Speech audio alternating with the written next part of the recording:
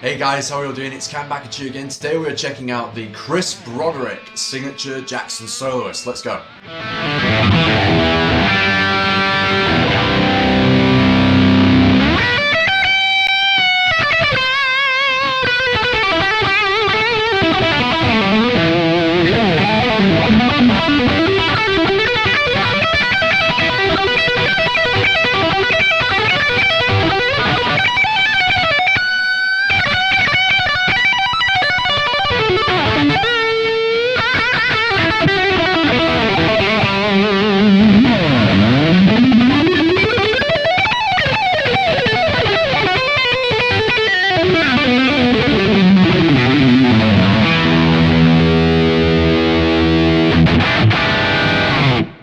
Before I get into some sounds, I just wanted to say thank you very much to my friends at Jackson and Fender for sending me this guitar for testing purposes.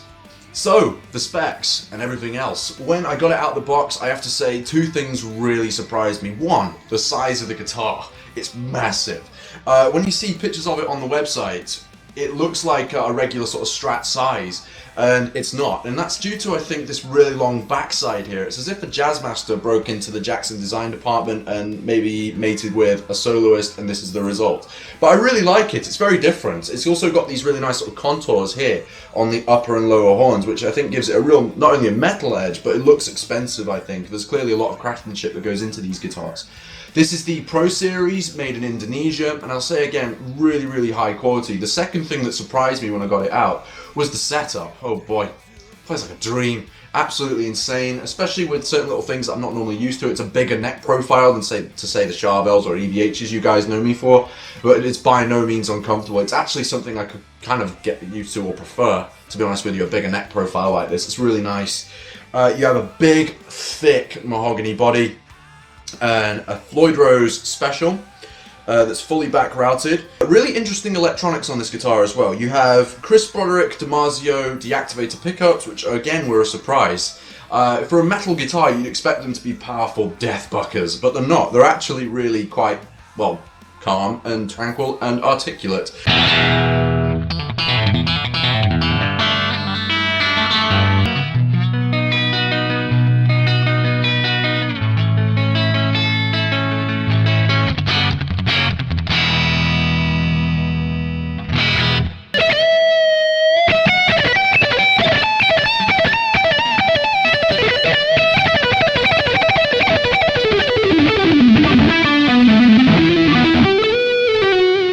They're really, really nice. You can do all kinds of cool stuff with them.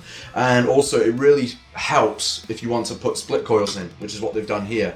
Where you get, if you, it's kind of a typical setup before you pull the knob out. You've got bridge humbucker, both pickups together in the second position, and then neck humbucker in the third position. Then when you pull the knob out, you get the outer coil of the bridge. In the middle, you get the inner coil of the bridge and the outer coil of the neck, which is kind of weird. Then also you get the outer coil of the neck in the third position. So it's got some different sounds than you might not expect. But also you've got a push-pull tone, which I think is kind of quirky. And I'll talk more about that in a moment, but it does serve a purpose.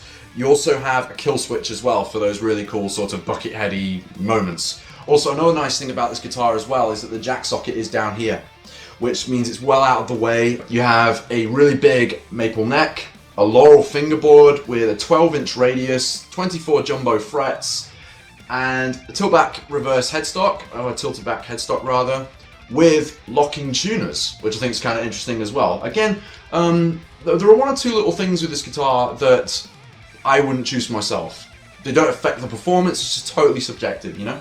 But locking tuners on a double locking system, don't really see the point. That slightly confuses me myself. Then, another thing with the guitar as well, the reason why you've not seen it for a little while is because I've been getting used to playing a guitar with no inlays. I was amazed at how much I've got to get used to that, to be honest with you. It's only a minor thing, but ho-ho. You also have white binding run around the guitar as well. You can't see it. You also have, coming up here, concealed electronics, where all of the volume knobs and everything are sunk into the body so they stay out of your way. The push-pull tone is actually really interesting. You have, when it's completely down, it's off. then if you pull it out, it's a fully functioning tone knob, but by God is it a good one. If you really back it off, it gets really, really woolly, and you have almost like this money for nothing Dire Straits cocked wah sound. And then if you bring it up, it has that sort of wah effect. You can make it sort of do wah swells. It's really nice. Anyway, all round, I am so impressed with this guitar. Straight up, it's just a really nice sort of rock machine meets metal meets everything guitar, despite the slightly heavier appearance. Dead impressed with the guitar. It sounds fantastic, as you're going to hear in a moment, and I highly, highly recommend it if you're after something a little bit different. Really cool.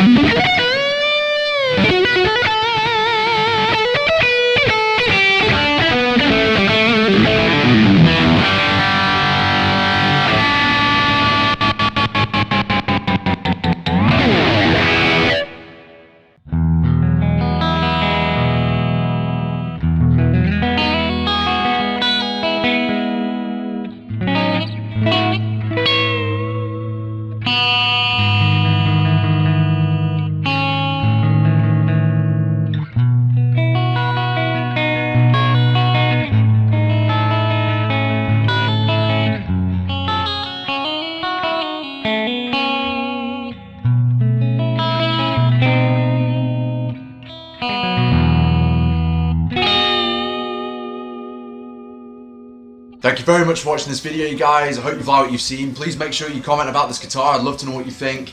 I really, really love the guitar all around. It's a really smart, sexy instrument, and you've got to check it out if you're in for a really nice, affordable metal machine. It's really cool. Check it out.